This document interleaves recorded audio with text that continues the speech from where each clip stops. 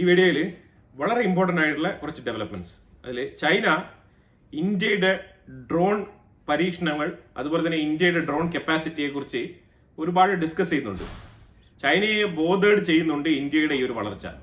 അതായത് ഈ മേഖലയിൽ ഇന്ത്യ ചെയ്യുന്ന പറഞ്ഞാൽ ഫൈറ്റർ ജെറ്റുകളെ തന്നെ മറികടക്കുന്ന രീതിയിൽ, ഫൈറ്റർ ജെറ്റുകളുടെ അത്രയും എക്സ്പെൻസസ് ഇല്ലാത്ത രീതിയിൽ വളരെ കോമ്പറ്റീറ്റീവ് ആയിട്ടുള്ള ഡ്രോൺ ഉപയോഗിച്ചുകൊണ്ട് നടത്തിയ ഓപ്പറേഷൻ സിന്ദൂർ ആക്രമണം, അതാണ് ഏറ്റവും കൂടുതൽ ചൈനയെ അമ്പരപ്പിച്ചിരിക്കുന്നത്. നമ്മൾ പലപ്പോഴും ആലോചിക്കേണ്ടത് ഇന്ത്യ പാകിസ്ഥാൻ ഓപ്പറേഷൻ സിന്ദൂർ എന്ന് പറഞ്ഞു കഴിഞ്ഞാൽ അത് ഇന്ത്യ പാകിസ്ഥാൻ അല്ല, ഇന്ത്യ ചൈന എന്ന് തന്നെയാണ് വിചാരിക്കേണ്ടത്. കാരണം ചൈന നമ്മളുടെ യുദ്ധമുറകളുടെ കാര്യങ്ങളെല്ലാം തന്നെ വളരെ വ്യക്തമായി പഠിച്ചുകൊണ്ടിരിക്കുകയാണ്. കാരണം ചൈന പാകിസ്ഥാനിൽ നിന്ന് ചൈനയുടെ സാധനങ്ങളാണ് പാകിസ്ഥാൻ കംപ്ലീറ്റ് ഉപയോഗിക്കുന്നത്. ചൈനയുടെ റഡാറിൽ എന്തെങ്കിലുമൊക്കെ സിഗ്നലുകൾ കിട്ടുമെന്ന് പറഞ്ഞാൽ അത് പാകിസ്ഥാൻ ഉപകരിക്കുന്നു എന്നുള്ളതിലുപരിയായിട്ട് ചൈന ഡേറ്റ കൃത്യമായിട്ട് ചോർത്തി എടുത്തുകൊണ്ട് പോകും എന്നുള്ളത് മനസ്സിലാക്കണം. ചൈന സാധാരണ ടോയ്സിൽ തന്നെ ചിപ്പ് ഘടിപ്പിച്ച് ചോർത്തുന്ന ആൾക്കാരാണ്. അതേപോലെ സോഫ്റ്റ്വെയറിലൂടെ ഇൻഫർമേഷൻ ചോർത്തുന്ന ആൾക്കാരാണ്. ടിക്ടോക്ക് ഒക്കെ നമ്മൾ എന്തുകൊണ്ട് ബാൻ ചെയ്ത് വെച്ചിട്ടുണ്ടായിരുന്നു എന്നുള്ളതൊക്കെ വളരെ വ്യക്തമായിട്ടുള്ള കാര്യങ്ങളാണ്. ഇൻഫർമേഷൻ ഗ്യാദർ ചെയ്യുന്നുണ്ടെന്നുള്ളതാണ്, അതായത് വിത്തൗട്ട് എനി പെർമിഷൻ. അപ്പൊ ആ രീതിയിൽ ഡേറ്റ കളക്ഷൻ നടത്തുന്ന ചൈന ഡിഫൻസിലെ സാധനങ്ങൾ കൊടുക്കുമ്പോഴത്തേക്കും തീർച്ചയായിട്ടും അവർ അതിനകത്ത് അവർക്ക് വേണ്ടിയിട്ടുള്ള ഗുലുമാല് പണികളെല്ലാം തന്നെ ഒപ്പിച്ച് വെച്ചിട്ടുണ്ടാവും. അത് 100% ഉറപ്പുള്ള കാര്യമാണ്. അപ്പൊ ഇതിനകത്ത് 3 സ്പെസിഫിക് ഡ്രോൺ എടുത്ത് പറയുന്നുണ്ട് ചൈന. ഇത് വെച്ചിട്ടാണ് ഏതാണ്ട് 9ഓളം പാകിസ്ഥാൻ തീവ്രവാദ ക്യാമ്പുകൾ അടിച്ച് തകർത്ത് കളഞ്ഞത്. അപ്പൊ അതിൽ സ്പെസിഫിക് ആയിട്ട് അവർ എടുത്ത് പറയുന്നുണ്ട് ഹറൂപ്പ്, സ്കൈ സ്ട്രൈക്കർ, ALS-50 ഈ 3 കാറ്റഗറിയിലുള്ള ഡ്രോൺ വെച്ചിട്ടാണ് ഓപ്പറേഷൻ സിന്ദൂറിൽ നമ്മൾ ഏറ്റവും കൂടുതൽ ഉപയോഗിച്ചതും എയർക്രാഫ്റ്റിനെ തന്നെ ചാലഞ്ച് സൃഷ്ടിക്കുന്ന രീതിയിൽ ഈ ഡ്രോൺ വെച്ച് നമ്മൾ 9ഓളം മിലിറ്റന്റ് ഗ്രൂപ്പുകളുടെ ക്യാമ്പ് തച്ച് തകർത്തത്. അപ്പൊ ഇത് ചൈനയെ അമ്പരപ്പിച്ചിട്ടുണ്ട്, ചൈനയെ ഞെട്ടിപ്പിച്ചിട്ടുണ്ട്. ചൈന ഇതിനെക്കുറിച്ച് വിശദമായി പഠനം നടത്തുന്നുണ്ട്. 809 കോടിയുടെ ഒരു കരാർ. ഈ ഡീല് 2 കമ്പനികൾ തമ്മിലാണ്. പ്രത്യേകിച്ച് ആമഡ് വെഹിക്കിൾ നിർമ്മിക്കുന്നതിന് വേണ്ടിയിട്ടുള്ള കരാറാണ്. 3 വർഷത്തിനുള്ളിൽ ആമഡ് വെഹിക്കിൾസ് ഡെലിവറി ചെയ്യണം. നിശ്ചിത ക്വാണ്ടിറ്റി ഇതിനകത്ത് കൊടുത്തിട്ടില്ല, പക്ഷെ ഏതാണ്ട് 809 കോടിയുടെ കരാറാണ് ഇന്ത്യൻ റുപ്പി. കമ്പനികൾ ഭാരത് ഡൈനാമിക് ലിമിറ്റഡ്, BDL എന്ന് ഷോർട്ട് ഫോമിൽ, ആംഡ് വെഹിക്കിൾസ് നിഗം ലിമിറ്റഡ്, ഈ 2 കമ്പനികളും തമ്മിലാണ് ഈ ഒരു കോൺട്രാക്ട്. ഇന്ത്യൻ ആർമിക്ക് വേണ്ടി തന്നെയാണ് നിർമ്മിക്കുന്നത്. 809 കോടിയുടെ പ്രോജക്റ്റ് 3 വർഷത്തിനുള്ളിൽ ഈ ഒരു കോൺട്രാക്ട് പൂർത്തിയാക്കി കംപ്ലീറ്റ് ഐറ്റം ഡെലിവറി ചെയ്യേണ്ടതാണ്. മെയിനായിട്ട് ടാക്സ് ആണ് ഇതിനകത്ത് ഉദ്ദേശിക്കുന്നത്. അതുപോലെ തന്നെ ഇന്ത്യയും ഇസ്രായേലും തമ്മിൽ ചേർന്ന് ഒരു പ്രോജക്റ്റ്, ഈ പ്രോജക്റ്റ് വളരെ സക്സസ്ഫുൾ ആയിട്ട് മുന്നോട്ട് പോവാണ്.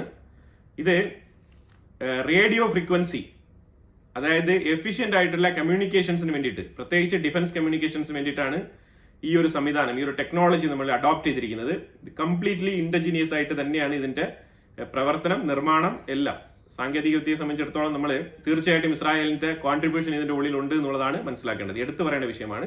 ഇതിനകത്ത് കമ്പനികൾ ഇൻവോൾവ് ആയിരിക്കുന്നത് ഇന്ത്യൻ കമ്പനിയും ഇസ്രായേൽ കമ്പനിയും ഇൻവോൾവ് ആകുന്നുണ്ട്. ഇന്ത്യയിൽ നിന്ന് 2 കമ്പനികളും ഇസ്രായേലിന്റെ ഒരു കമ്പനിയും, ആസ്ട്ര റഫേൽ കോംസിസ് എന്ന് പറഞ്ഞ കമ്പനിയും, അതേപോലെ തന്നെ ഈ Indian Astra microwave product limited എന്ന് പറഞ്ഞ കമ്പനിയും കൂടി ചേർന്നിട്ടാണ് ഇന്ത്യയുടെ സൈഡിൽ നിന്നും ഈ ഒരു കോൺട്രാക്ട് ഇസ്രായേലിന്റെ കമ്പനിയുമായിട്ട് ടൈപ്പ് ചെയ്തിരിക്കുന്നത്.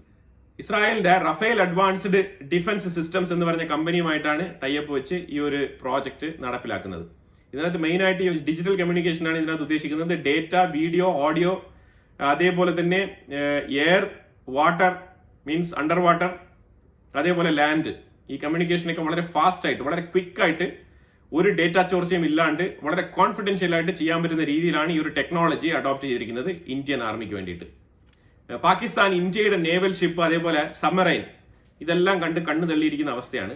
ഇവ പോരാഞ്ഞ അവസ്ഥയിൽ അവര് $5 മില്യൺ ചെലവാക്കി ചൈനയിൽ നിന്നും ഒരു വെസൽ തട്ടിക്കൂട്ടി റെഡിയാക്കിയിട്ടുണ്ട്. അപ്പൊ അത് പാകിസ്ഥാൻ ആർമിയിൽ കമ്മീഷൻ ചെയ്തിരിക്കുകയാണ്.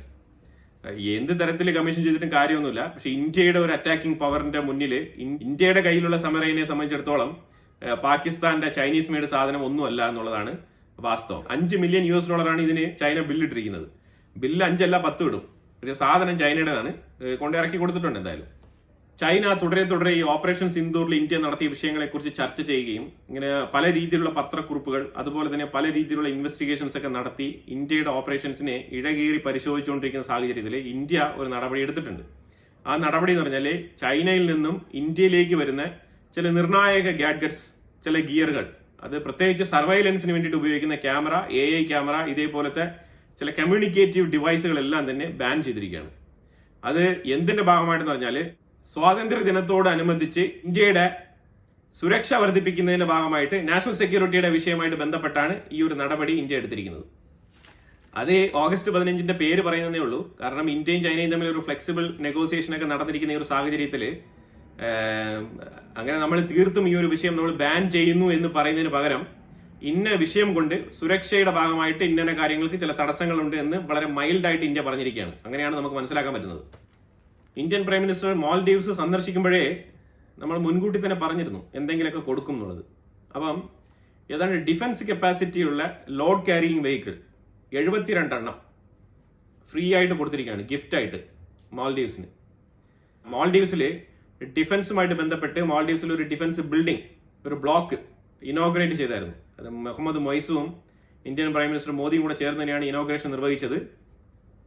അത് കഴിഞ്ഞ പാടെ അവിടെ നിന്ന് തന്നെ പ്രഖ്യാപിച്ചു 72 വാഹനങ്ങൾ, ആർമിയിലെ ലോഡ് കെയറിംഗ് വെഹിക്കിൾ പോലത്തെ ഞാൻ ഇമേജിൽ കാണിക്കുന്ന ഈ ഒരു വെഹിക്കിൾ, ഈ ടൈപ്പ് ഈ മോഡൽ വെഹിക്കിൾ 72 എണ്ണം ഫ്രീ ആയിട്ടും കൊടുത്തിരിക്കുകയാണ് ഗിഫ്റ്റ്. നമുക്ക് ഒരു കമന്റ് അതിനകത്ത് പറയാനില്ല. ഇനി അത് മാത്രമാണെന്ന് ചോദിച്ചു കഴിഞ്ഞാൽ അത് മാത്രമല്ല, $565 മില്യന്റെ ലൈൻ ഓഫ് ക്രെഡിറ്റ്, $565 മില്യന്റെ ലൈൻ ഓഫ് ക്രെഡിറ്റ് സാധനങ്ങൾ ഇന്ത്യയിൽ നിന്നും മാൽഡീവ്സിന് പർച്ചേസ് ചെയ്യാം. അതാണ് ഈ ലൈൻ ഓഫ് ക്രെഡിറ്റ് എന്ന് ഉദ്ദേശിക്കുന്നത്.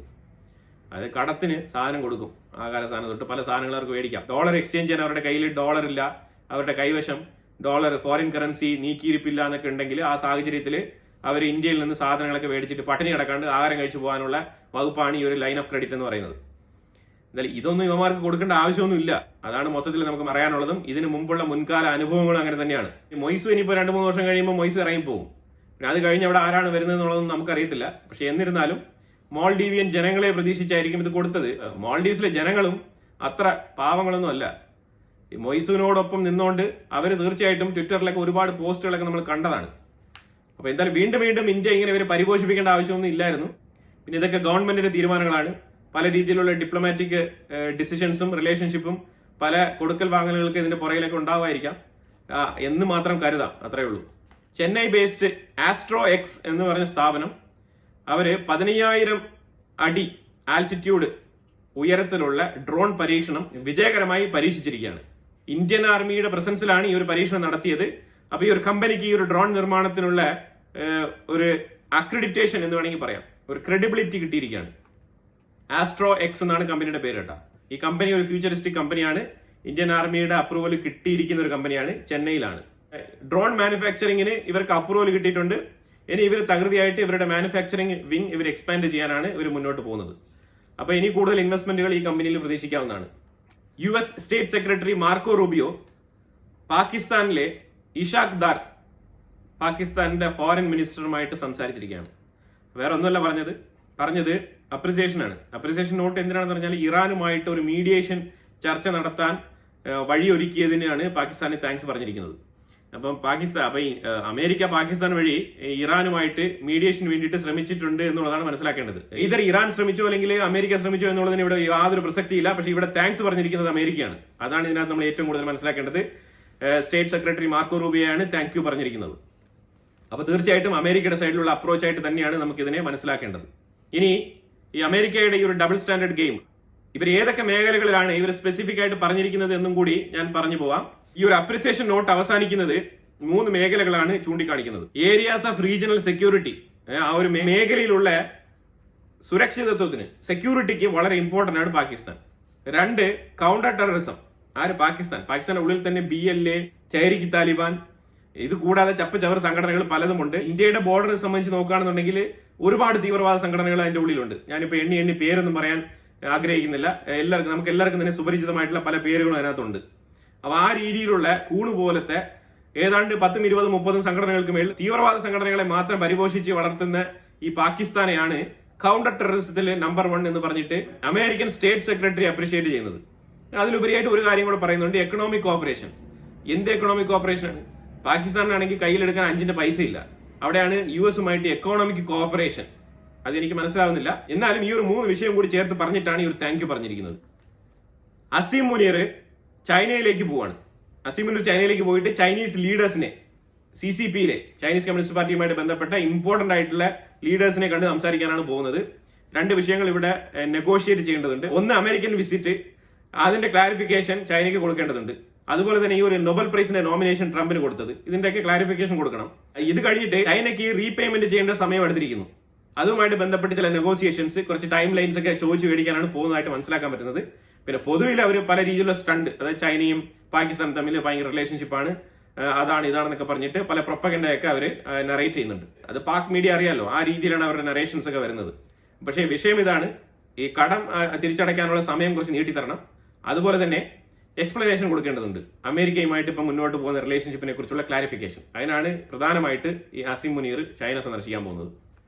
Indian prime minister UK visit ചെയ്ത് വന്നതിന് ശേഷം ഒരു ഡയലോഗ് പറഞ്ഞിട്ടുണ്ടായിരുന്നു, തീവ്രവാദത്തോടുള്ള ഡബിൾ സ്റ്റാൻഡേർഡ് അതൊന്ന് ഒഴിവാക്കണമെന്ന് പറഞ്ഞിട്ട് വന്നതിന് പുറമെ UK പാർലമെന്റിലുള്ള MP ബോബ് ബ്ലാക്ക്മാൻ പറഞ്ഞിരിക്കുന്നത് പെൽഗാം അറ്റാക്കിനെ കണ്ടംപ്റ്റ് ചെയ്ത് സംസാരിച്ചിട്ടുണ്ട്. തീർച്ചയായിട്ടും പാകിസ്ഥാനെതിരെ ഡയറക്റ്റ് ആയിട്ടുള്ള സ്റ്റേറ്റ്മെന്റ്, അതായത് യഥാർത്ഥ ഡബിൾ സ്റ്റാൻഡേർഡ് എക്സ്പോസ് ചെയ്യുന്ന രീതിയിലായിരുന്നു പുള്ളിയുടെ സ്റ്റേറ്റ്മെന്റ്. അത് UK പാർലമെന്റിൽ ആരും തന്നെ ഒട്ടും പ്രതീക്ഷിച്ചില്ല, അത് ഈ സമയത്ത്. അപ്പൊ ഇത് തീർച്ചയായിട്ടും പറഞ്ഞു വെച്ച വിഷയം ഇതാണ്, പാകിസ്ഥാൻ ഇപ്പോഴും ഇന്ത്യക്കുള്ളിൽ, പ്രത്യേകിച്ച് കശ്മീർ മേഖലയിൽ, ജമ്മു കശ്മീരിന്റെ ഉള്ളിൽ തീവ്രവാദ നടപടികളിലേക്ക് ഏർപ്പെടുന്നു. ഇത് തെളിവ് സഹിതം ഇന്ത്യയുടെ ടീം UK വന്നപ്പോഴത്തേക്കും പറഞ്ഞ് ധരിപ്പിച്ചതാണെന്നുള്ളത് വളരെ ശക്തമായി പറഞ്ഞ് രേഖപ്പെടുത്തിയിരിക്കുകയാണ് UK പാർലമെന്റിൽ. അപ്പൊ എന്തായാലും ഇതിനെക്കുറിച്ചുള്ള അഭിപ്രായങ്ങൾ കമന്റ് ബോക്സിൽ രേഖപ്പെടുത്തുക. കൂടുതൽ വിഷയങ്ങളുമായിട്ട് അടുത്ത വീഡിയോയിൽ വരാം. Thank you so much.